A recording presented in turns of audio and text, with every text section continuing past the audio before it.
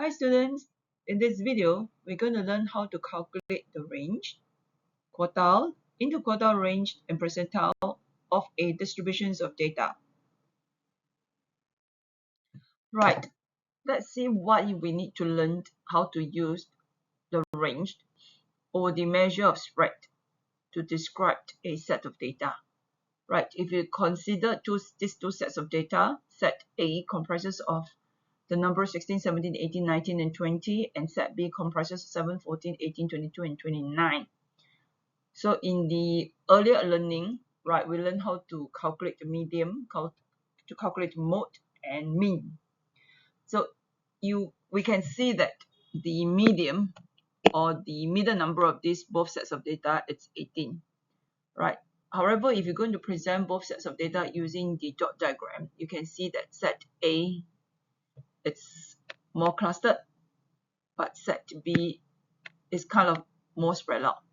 So using medium to describe this both sets of data has become quite meaningless, right? So therefore, we need to learn something new. So that is where the range come in, right? So the range is defined as is used to describe the spread of the data, right? And how do you find it? And can be found by finding the difference between the largest value and the smallest value. Right, so the range actually gives us a sense of how close or how apart the data points are from each other. So if you look at set A, right, the range will be 20 minus 16 gives you 4. If you look at set B, the range will be 29 minus 7, that gives you 22. So from there you can see that set B, the data are more spread out, but for set A, the data are clustered closer. In do-it-yourself 1, we are asked to calculate the range of each of the following data sets. Part A, you're given set C. If you examine the data is given 41, 32, 24, 15, 13, 9, the biggest number is 41 and the smallest one is 9. So remember the definitions to calculate range.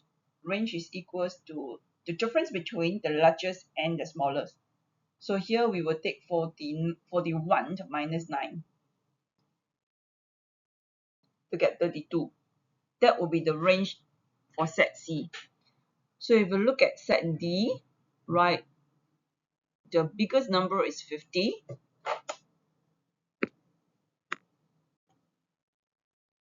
And the smallest number is 6. So the range will be 50 minus 6. Gives you 44. Okay, this is how we can do it. Right. So after learning how to calculate the range, you realize that in some situations, you find that it is not meaningful anymore. Just like what happened earlier on, like the two sets of data having the same medium, but then one is very clustered, one is more spread out. So using medium is quite meaningless. Likewise here, okay, in this example given to you, if we have a set E comprises of data 16, 17, 18, 19, 20, 21, 22, 23, 24, 23, 24, 40. If you're going to use ranged, you'll be taking 40 minus 16 to get 24. However, this number is not really a true reflective of the set E, because you can clearly see that all these numbers are clustered together, whereas the 40, it's kind of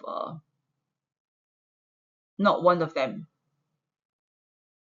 Right, so if you were to ignore this 40, the range actually is just 24 minus 16 gives you 8.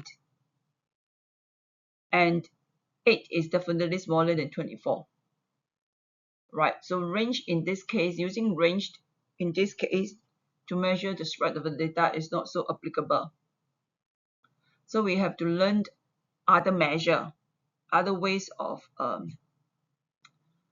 analyzing the statistic. Okay, and that is where we need to learn how to calculate quartiles, interquartile range from a set of data. And by the way, this number 40 here is called an outlier. Okay, an outlier because it's extreme value. Okay, so that's why it's called an outlier. So let's look at some of the benefits of learning quartiles. All right, quartiles are preferred over ranged in statistics because they provide a more robust measure of data dispersion, especially in the presence of outliers or skewed data, like what we have seen just now in the previous slide, not just now, sorry, in the previous slide. While range only considers the extremes and is highly sensitive to outliers, quartiles divide data into 4 parts, offering a clearer picture of distribution. So the interquartile range, the short form is IQR, helps identify variability within the middle 50% of the data and is useful for detecting outliers in box plots. Because in the next subtopic, we'll be learning box and whiskers, right? So that will be very useful when we use that measure, right, to analyze statistics. So unlike ranged, quartiles remain stable in skewed distributions, making them a more reliable measure of spread. So that's the reason why in the next few slides, we're going to learn how to calculate quartiles in the quartile range. Let's look at example 1. The number of data given is an even number. How do you know the number of data given is even number? Because the data shown below are the number of books written by 8 students. Right, so that is 1, 2, 3, 4, 5, 6, 7, 8. 8 students. Right, so one student have read 10 books, the next one is 12, another one also read 12 books, the fourth one read 13 books, so on and so forth. So the step number 1 is to rearrange all these data in ascending, meaning from smallest to biggest. All right, and then we divide it into 2 equal half. 4 on the left, 4 on the right. So the one on the left is called the lower half. The one on the right is called the upper half. So if you have an even number of data given, you just do it this way, divide it into 2 equal half. So supposing if you're given, let's say, a 10th set of data, 10th, then that will be 5 set of data, 5 sets on the lower half, 5 sets on the upper half. Okay, that's how we do it.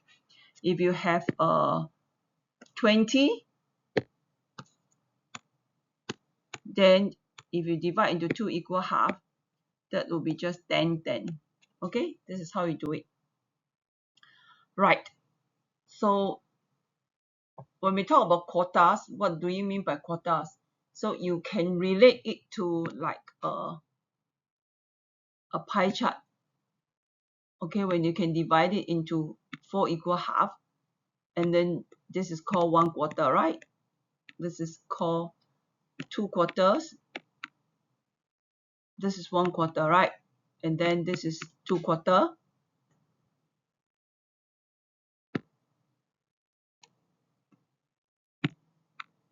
And that is 3 quarter, right? So you can actually use that to help you to remember it. Right, so the medium, it's actually Q2, the second quarter. Q2, we call it Q2, which is the medium.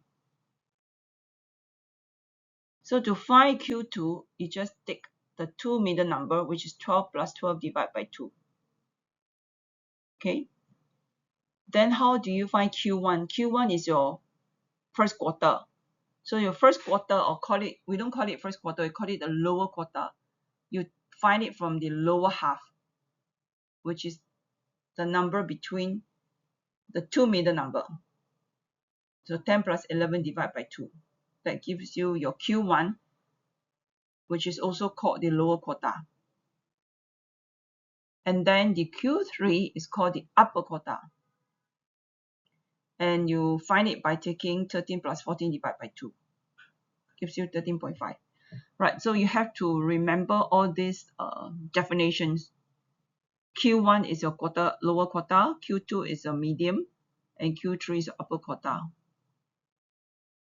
Okay, so this is when the number of data given is an even number. Right, in this example too, what happens if the number of data given is an odd number, such that 5, 7, 9, 11, 21, 23, what happens if the number of data given is an odd number? Right, then you will see that the Q1 and Q2 and Q3, the way to find it will be different. Alright, so but step number 1 is still the same. That is to arrange your data from smallest to biggest in ascending. That's very important. Right, and then what do we do? Okay, because you're given the number of data is odd number, there will be one middle number. You're given 1, 2, 3, 4, 5, 6, 7, 8, 9, right? So 9 numbers, you can actually divide it into 4 on the left, 4 on the right, and then one middle number, one number in the middle. Okay, so supposing if you're given, let's say 21, 21 is an odd number, right? Then it's possible to have 10 set of data on the left, on the lower half, 10 set of data on the upper half, and then one middle number. Okay, so this is what we do when we are given odd set of number of data, odd number of data. All right, then where is our Q2? Our Q2 will just be the middle number. Yeah, that will be called the lower half, and that will be your upper half. And then yes, that will be your Q2, which is the medium. Okay, so this is Q2, and then to find, so Q2 is just 35. Right, then Q1 is in between 17 and 20. Q1 is our lower quarter. So you just take 17 plus 20 divided by 2. And Q3 will be from the upper half. Okay, right, so this is how we do it.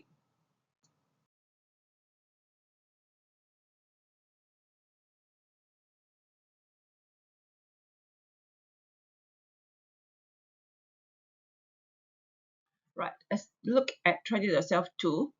Right, so we're given a set of data which shows the number of sit-ups done in 1 minute by 10 students. Wow. So we have students who can do 12 sit-ups in 1 minute. This one is very fantastic, can do 59 sit-ups in 1 minute. Right. So step number 1 is to arrange them in ascending from smallest to biggest. So from 10 sit-ups to all the way to 59 sit-ups. All right, so let's look at if the set of data given is an odd number even, or 10 students, so it's an even number. So we can divide it into 2 equal half, 5 for the lower half and 5 for the upper half.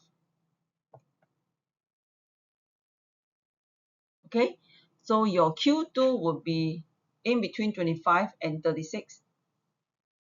And then if you look at the lower half, you can see that it comprises of 1, 2, 3, 4, 5. And this is an odd number. And if it's an odd number, then we can have a middle number. And that middle number would be my Q1. Likewise for your upper half, okay, you have an odd number of data. 5 of them. So this will be your Q3.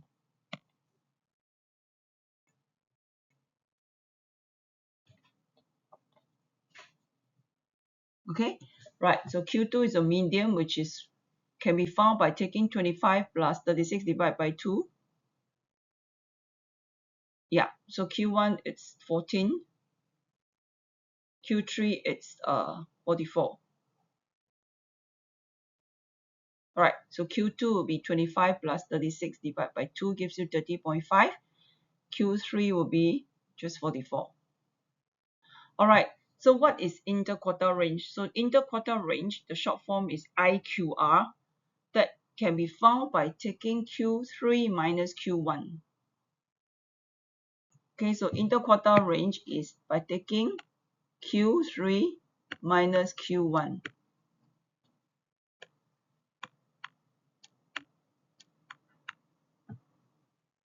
And in this example here is taking 44 minus 14 gives you 30. In the next slide, we will explain what is the usefulness of using the interquartile range. And we have already learned how to find range earlier on, right? That's by taking the biggest data minus away the smallest data. So the biggest data is 59, smallest is 10. So 59 minus 10 will gives you the range, which is 49. Right, let's look at the next example. Okay, so you're given the physical fitness test, right, conducted for 9 students. Supposed to be for 10, but one of them was sick. So you only have 9 sets of data. Right, so it shows the sit-ups done in 1 minute by 9 students. Okay, so step number 1, we need to arrange a number from small to big. And because by 9 students, so we can see that we are given an odd number. So if you're given an odd number, means you can have 4 sets of data at the lower half and 4 sets of data at the upper half. Then your medium will be your middle number, which is 26. Then the lower quartile, which is your Q1, will be between 15 and 16, because what you're having here is an even set of data. If you have an even set of data, then your middle number will be the 2 middle number add together divided by 2.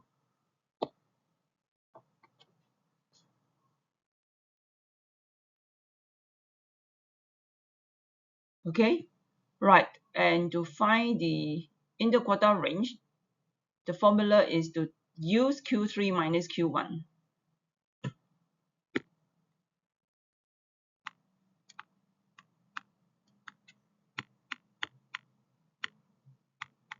So that gives you 25.5. So that's how you do it. So in this few examples is to show you how you manage a situation when you're given a odd number set of data versus even number set of data.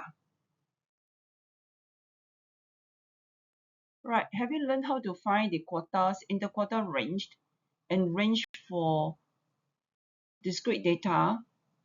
The next few slides, we're going to learn how to use the cumulative frequency curve to find the quartiles, interquartile range for continuous data. Alright, so how do we actually calculate your Q1, Q2, Q3 from the cumulative frequency curve? So the cumulative frequency curve comprises of the x-axis and the y-axis, right? The y-axis will represent your cumulative frequency. Usually that could be temperature, the number of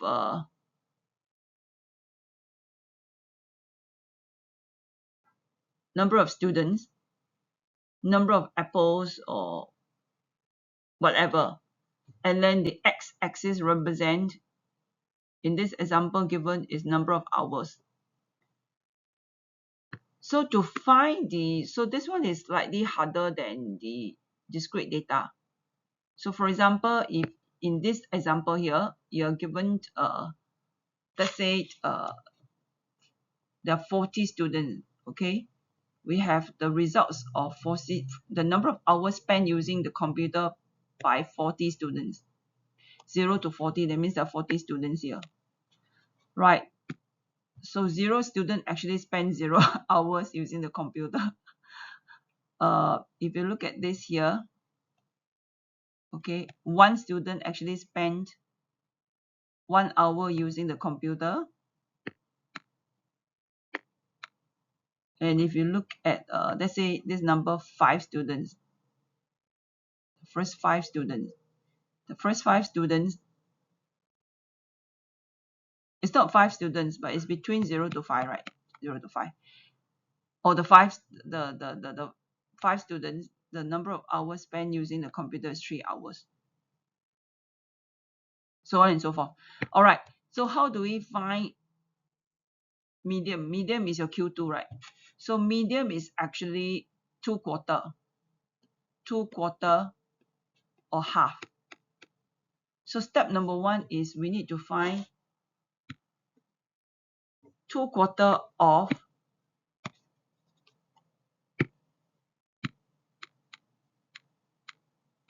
40 students. So 2/4 of 40 students, you get 20. Right, so on the cumulative frequency curve, you look out for the number 20, and then you draw your horizontal line. Very important, must use a ruler, okay, and a pencil.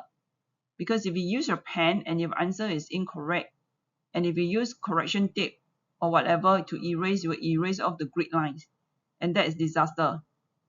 So use a pencil so you can just erase off. So 20, look for the number 20. All right, so that will be your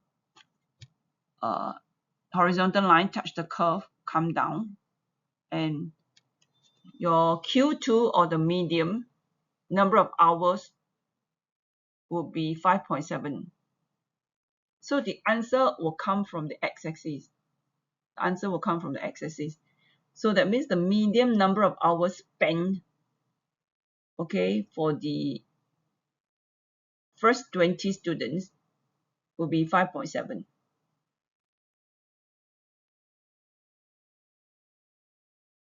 Right. That will be your Q2. Then how about Q1?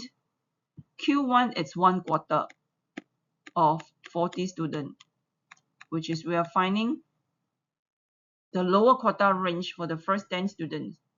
So for the first 10 students, right, draw the horizontal line, touch the curve, come down. Right, so your lower quartile range or your Q1 is 4.4 hours. And how do you find the upper quartile, which is 3/4? So 3/4 times 40 students gives you 30. So look out for this number 30, draw your horizontal line, touch the curve, come down. So your Q3 is 6.6. So this is how you find your Q1, Q2, Q3 for continuous set of data.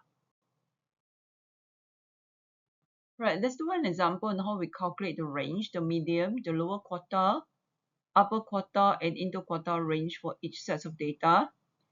Let's start off by calculating the range first. So if you look at your cumulative frequency curve, right, look at the x-axis. X-axis represent the durations in minutes. It could be the time spent revising your work, or the time spent in using the computer, or the time spent in using your handphone. So you can see that the curve starts from 0, ends at 100. So the range will be 100 minus 0, give you 100 minutes. That will be the range. Okay, and let's go on to find our medium. So medium is your Q2. So Q2, okay, let's start off by finding your lower quartile first. Your lower quartile is your Q1. Medium is your Q2. Upper quartile is Q3. So to find lower quartile, to find Q1, it's 1/4 times 30. 1/4 times 30 will give you 7.5. So you look for 7.5 on the y-axis. touch the curve, come down, touch the x-axis. Your answer will always come from the x-axis, remember that. Right, so that would be 30. So that is your Q1. Then your Q2, it's 2 quarter times 30. That gives you 15. So that's where I have just shown you. Draw a horizontal line from 15, touch the curve, come down, touch the x-axis. So 40 will be your Q2. Q3 will be 3 quarter of 30. So 3 quarter of 30 will be how many? 22.5. So look for 22.5 on the y-axis, touch the curve, come down, touch the x-axis.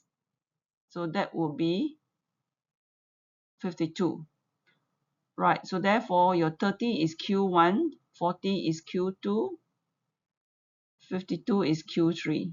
So your medium is Q2, which is 40.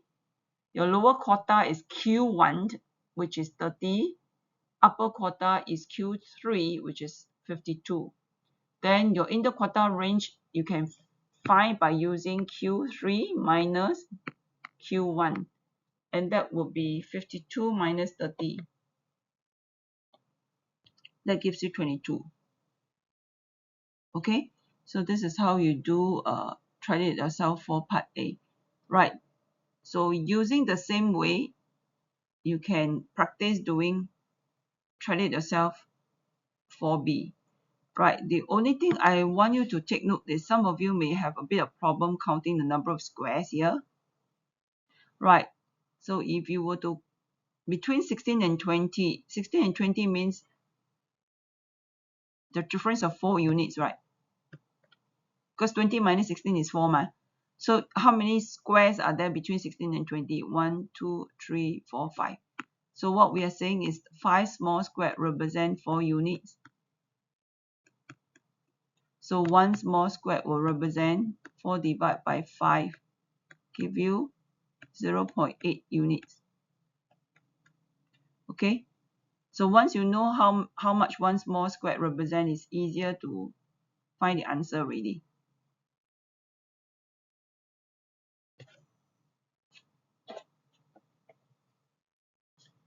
And then for your part A, if you're still wondering how to do it, part A, between 80 and 100 is a difference of 20 units, right? There are 5 small squares. There are 1, 2, 3, 4, 5.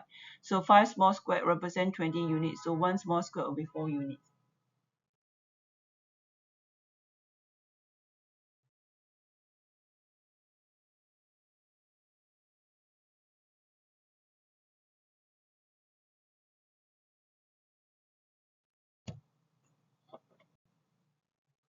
Okay, right.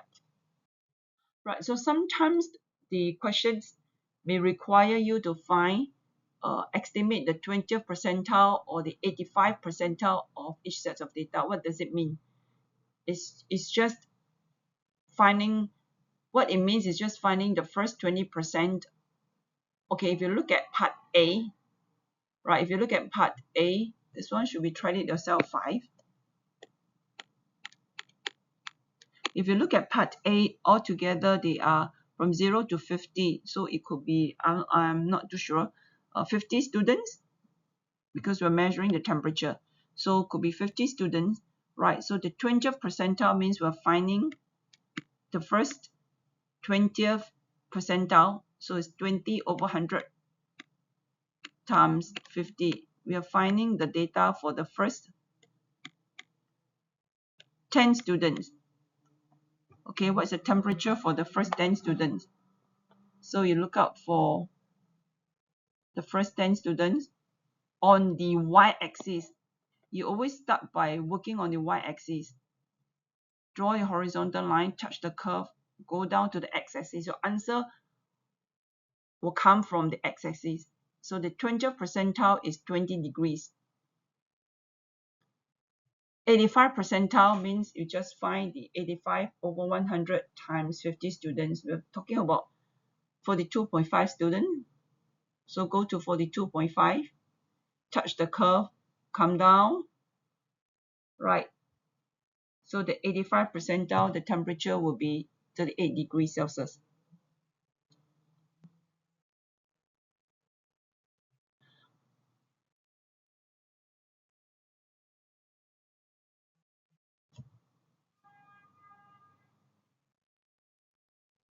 Okay, let's look at the next. You can try to do the next example on your own, part B. The answers given for you ready, 20th percentile is 34 millimeter. Right, so what you can do is just take 20 over 100 times total 400, and that gives you 80. So look out for 80.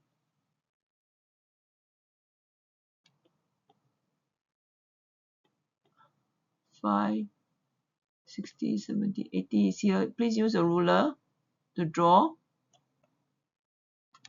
Okay, come down.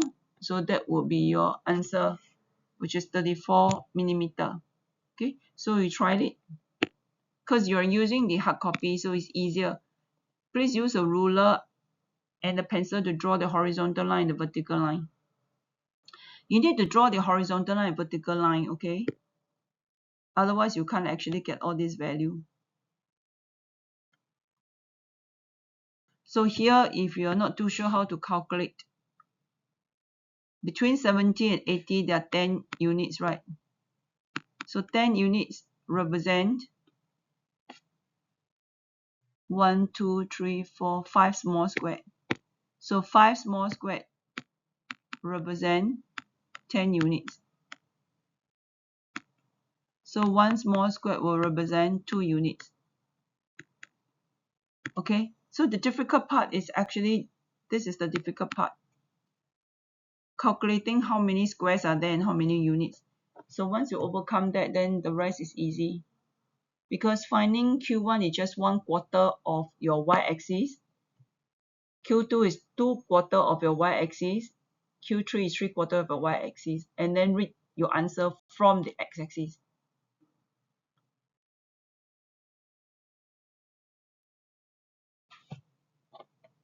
Right, let's look at try it yourself 6.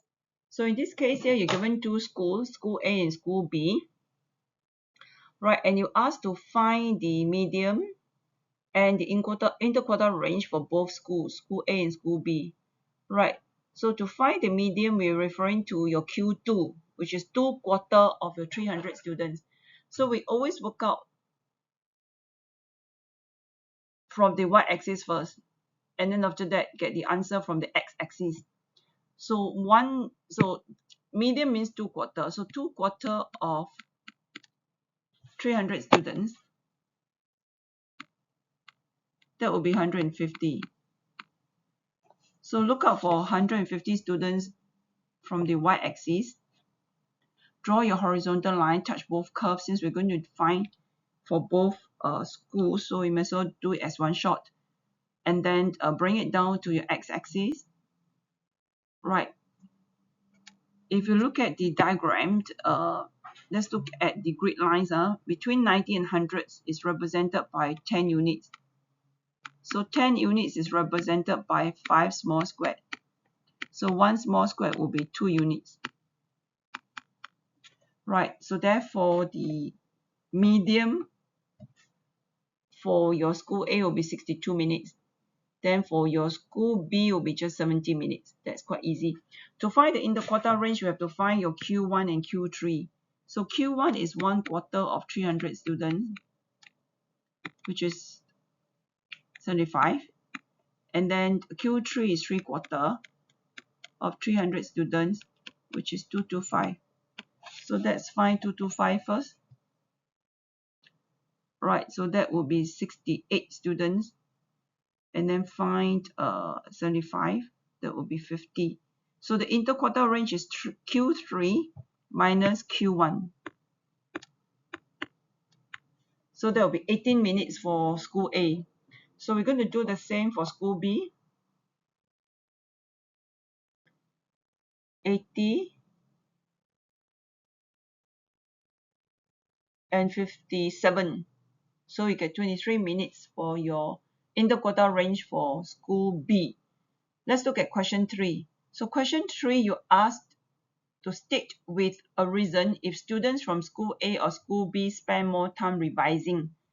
So we can actually use the medium revision time to explain.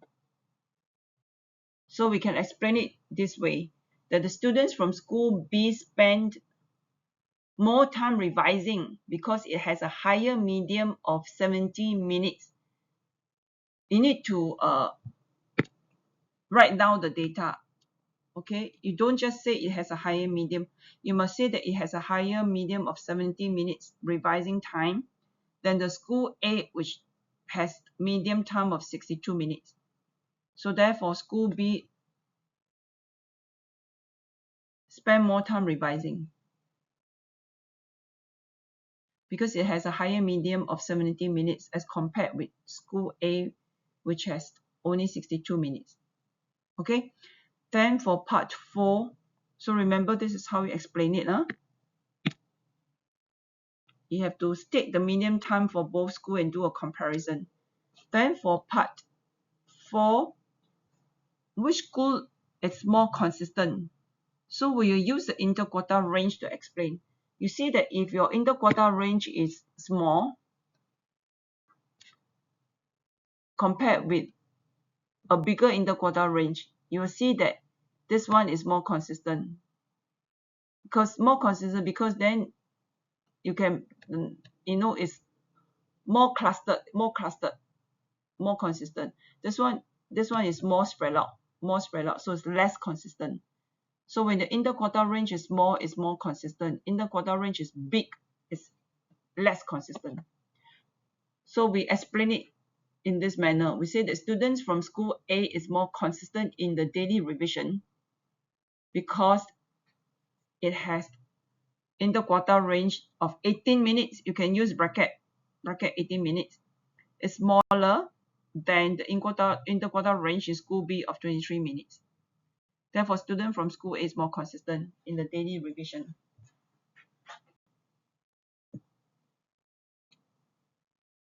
Right, let's look at the next question. So this question compared the masses of 2 batches of 500 chocolates bars produced by 2 different machines, machine A and B. So we want to calculate the range, the medium, the interquartile range for machine A. So the range will be just taking your maximum mass minus away the minimum mass. So for machine A, the maximum mass is 53. Minimum is 47 here. So the range is 6 gram. Okay, to find medium, that is your Q2, which is 2/4 of 500 chocolate. 2/4 of 500 chocolate, which is 250. And that will be 50 gram. Interquartile, you have to find Q1 and Q3. Q1 is 1/4 of 500.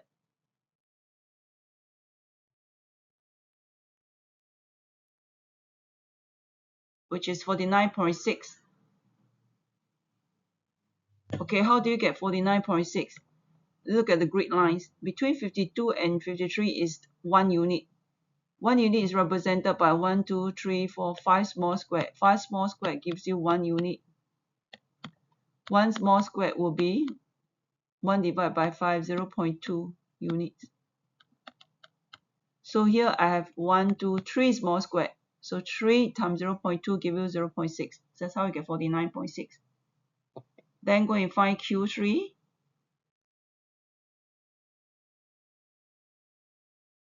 Which is 50.7. So interquartile range will be Q3 minus Q1. Gives you 1.1 gram. Alright, so do the same for machine B. The range will be 52 minus away 48. Then to find the medium, that will be your 2/4 of 500 students, 500, sorry, not 500 students, 500 chocolate bars. And then Q1 will be 1/4 of 500. Q3 will be 3/4 of 500. It's the same as what you have done for machine A. Just repeat for machine B. Okay, and you will get the answers there. Please try it on your own, okay, and make sure you get the answer given on the screen. Right. So for part C, alright, we have this girl Diana saying that the chocolate bars that were produced by machine A are heavier than those produced by machine B. Do you agree? So usually for such questions, we use the medium mass or the medium score or the medium whatever to explain. If one of them has a higher medium than the other, then we say that the one with a higher medium heavier or lighter or whatever. But here, if you were to realize that the medium mass for both machines is the same, which is 50 gram. So we can't use the medium to compare which machines give a heavier chocolate bars. Right, so if that is the case, then we don't really have enough data to make any further comparison. Right, so how do you answer these questions? So the standard way to answer this question is, I do not agree because there is no sufficient evidence to support Diana's statement as both mediums are the same. Okay, this one is different from the previous one. Previous one, we can do a comparison because one have a higher medium than the other. Here, both of them have the same medium. So due to the lack of sufficient evidence, we can't say that which machine is better. Okay. All right, so in part D, you are told that the nominal mass of each chocolate bar is 50 gram. So which machine is more consistent? Right, so if you talk about consistency, do you remember in the earlier example, we actually use your IQR, the interquartile range, to explain which one is more consistent. If your IQR is small, it's more consistent. IQR is big, it's less consistent. So the IQR for your machine A is actually more than machine B. And also your range in your machine A is more than in the range for machine B. So therefore, the masses of bar from machine A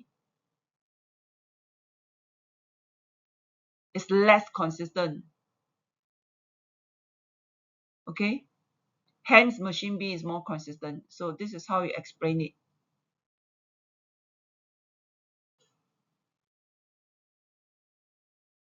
So the nominal mass actually refers to the medium mass, which both machines have the same number, which is 50 gram. All right, so to summarize, we use the medium mass or medium weight or medium whatever to explain which one is better. If they have the same medium, then we will just say there's not enough evidence, okay, to see which one is better. And then to explain to explain consistency, we will use your interquartile range. If your interquartile range is more consistent. Interquartile range is bigger, less consistent. All right.